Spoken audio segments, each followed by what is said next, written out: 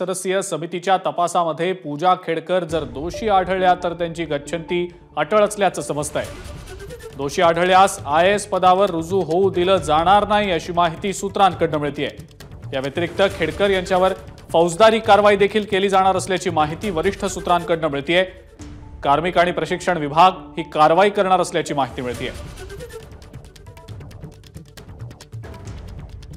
सोमेश कोलगे आपले प्रतिनिधी या संदर्भातली अधिक माहिती आपल्याला देत आहेत। सोमेश, पूजा खेडकर यांचं हे सगळं प्रकरण खूप देशभरातही गाजतंय, मात्र सदस्यीय समितीच्या तपासात जर खेडकर दोषी आढळल्या तर त्यांची गच्छंती अटळ असल्याची माहिती सूत्रांकडून मिळतेय। काय नेमकी अपडेट?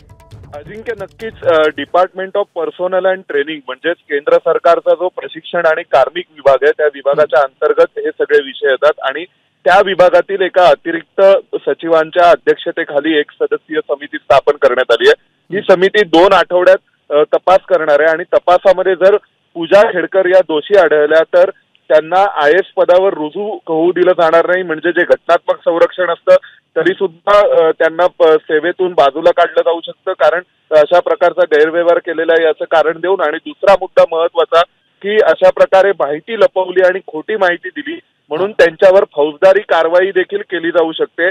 जर त्या दोषी आढळल्या तर त्यांना IAS म्हणून काम केलं म्हणजे रुजू करून घेतलं जाणार नाही अशी माहिती आपल्याला खात्रीदायक सूत्रांनी दिलेली आहे। ठीक आहे सोमेश, धन्यवाद। सविस्तर माहिती आपण दिली त्याबद्दल।